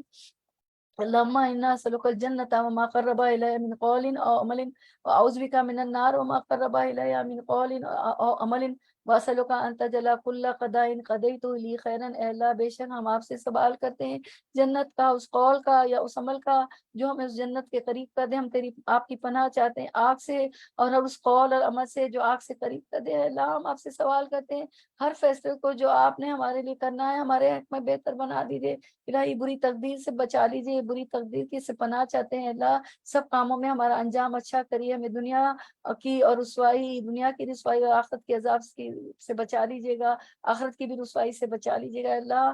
ہم آپ سے تقدیر پر راضی رہنے کا سوال کرتے ہیں، موت کے بعد زندگی کی ٹھنڈک مانگتے ہیں، آپ کے چہرے کو دیکھنے کی لذت کا سوال کرتے ہیں، آپ سے ملاقات کا شوق مانگتے ہیں الہ العالمین۔ ہمیں اس اعلیٰ درجے کا جنتی بنا دیجیے گا جو جب چاہے آپ کا دیدار کر لے، ہم جب چاہیں جب خواہش کریں آپ کا دیدار ہمیں نصیب ہو جائے اللہ۔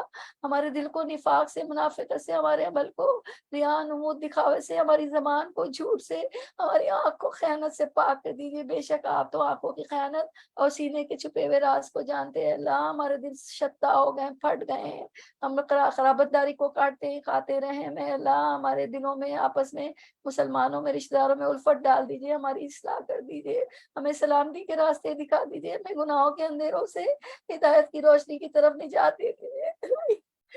ہٹا تو گناہوں کے اندھیروں میں گرے ہوئے، شرک میں، بدعت میں بہت گناہ گار ہے، گناہوں کے اندھیروں سے نکال لیجیے، ہدایت و روشنی کی طرف نجات دے دیجیے، ہمیں ظاہر اور چھپے ہوئے گناہوں سے بچا لیجیے، اول آخر ظاہر اعلانیہ، چھپے ہوئے سرا نلا اعلانیہ، سب گناہوں سے بچا لیجیے یا الہی۔ ہمارے لیے ہماری سماعت ہو، ہمارے سننے کی طاقت، ہماری بینائی، ہمارے دیکھنے کی طاقت، ہمارے دلوں اور ہماری بیویوں، ہمارے شوہروں، ہماری اولاد میں برکت عطا فرما دیجیے، ہماری توبہ قبول کر لیجیے، بے شک آپ ہی توبہ کو قبول کرنے والے مہربان ہیں، وہ توبہ استغفار کرتے ہیں اپنے گناہوں سے، استغفر اللہ العظیم الذی لا الہ الا هو الحی القیوم واتوب الیہ رب ارحمہما کما ربیانی صغیرا۔ ہمارے والدین پہ رحم فرما دیجیے جس طرح انہوں نے بچپن میں رحم فرمایا تھا، جو والدین فوت ہو چکے ہیں ان کو بھی، ان کے لیے بھی، اور جو زندہ ہے ان کے لیے بھی ہم دعا کرتے ہیں الہ العالمین۔ بے شک ہم آپ کی پناہ چاہتے ہیں، آزمائش کی سختی سے ہمیں نہ آزمائیے گا، ہم بہت یا الہی کمزور ہیں، یا الہی جغرافیکل، یا الہی انوائرمنٹل، یا الہی آسمانی، زمینی یا آسمانی بلاؤں سے ہمیں آزمائشوں سے محفوظ رکھے، بدبختی کے پا لینے سے ہم پناہ چاہتے ہیں، بری تقدیر سے آپ کی پناہ چاہتے ہیں، دشمنوں کے خوش ہونے سے پناہ چاہتے ہیں اللہ، آپ کی پناہ مانگتے ہیں کہ آپ کی عطا کردہ نعمتوں کے زوال سے پناہ مانگتے ہیں الہی، ہماری گناہوں کی پاداش میں ہمیں نعمتوں کا زوال ہم پہ نہ کیجیے گا، ہم نعمتوں کے بغیر نہیں رہ سکتے، بلکہ بڑا بڑا کر دیجیے، ہم بہت کمزور ہیں اللہ، ہم پناہ چاہتے ہیں آپ کی عافیت کے بدل جانے سے اللہ، ہمیشہ ہمیشہ عافیت میں رکھیے اللہ، ہم پناہ چاہتے ہیں آپ کی سزا کے اچانک وارد ہو جانے سے اللہ، ہم پناہ چاہتے ہیں آپ کی ہر قسم کی ناراضگی سے اللہ، ہم سے راضی ہو جائیے نہیں، ہمارا نفس گمراہ ہو چکا ہے اللہ، اللہم آتی نفسی تقواہا وزکیہا انت خیر من زکاہا انت ولی و مولا اللہ، ہمارے نفس کو اس کا تقوی عطا فرما دیجیے، ہمارے نفس کو پاک کر دیجیے،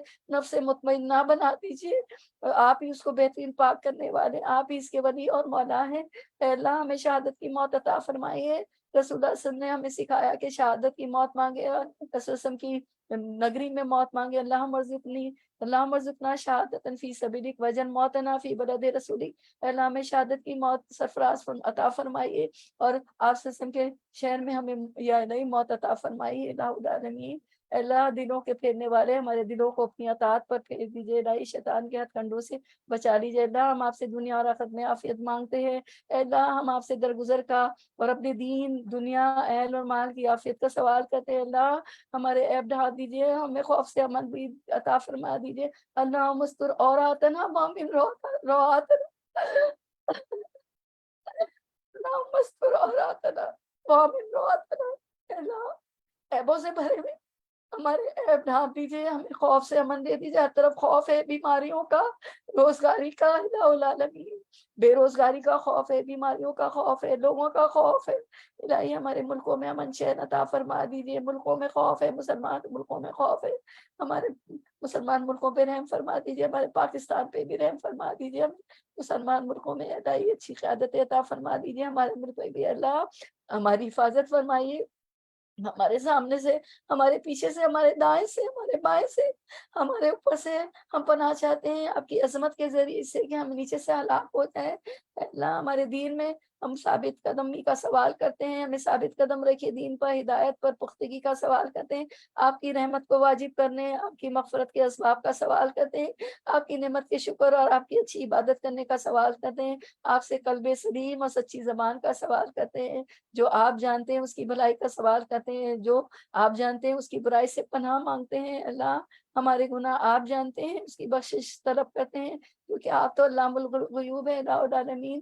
جو نہ مانگ سکے اور جو مانگنے سے رہے گا وہ بھی ہمیں عطا کر دیجیے، جو ہمارے حق میں بہتر حج عمرے کی سعادت بار بار نصیب فرما دیجیے، روزہ رسول کی زیارت نصیب فرما دیجیے، الہی اس کے لیے ہمیں آسانیاں پیدا کر دیجیے، الہ العالمین۔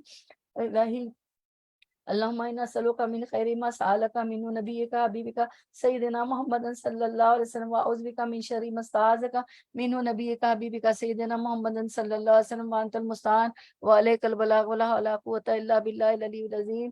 اللہ ہم ہر خیر کا طلب سوال کرتے ہیں جس کا سوال آپ سے نے کیا، اور ہر اس شر سے پناہ مانگتے ہیں جس شر سے آپ سے نے پناہ مانگی ہے، الہ العالمین۔ جو بچے شادی کے لائق ہیں الہ العالمین ان کو بہترین ساتھی جوڑے عطا فرما دیجیے، آمین یا رب العالمین۔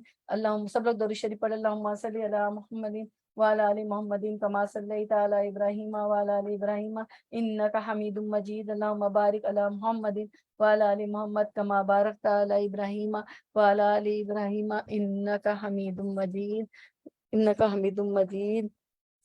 سبحان ربک رب العزت عما یصفون وسلام علی المرسلین والحمد للہ رب العالمین۔ ربنا تقبل منا انک انت السمیع العلیم وتب علینا انک انت التواب الرحیم، وآخر دعوانا ان الحمد للہ رب العالمین۔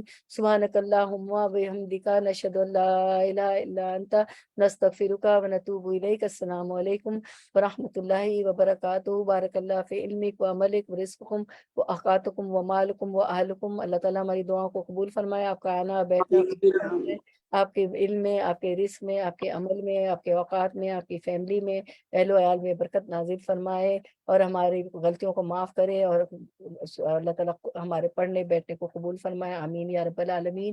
اب انشاءاللہ جو ہے ایک اناؤنسمنٹ ہے۔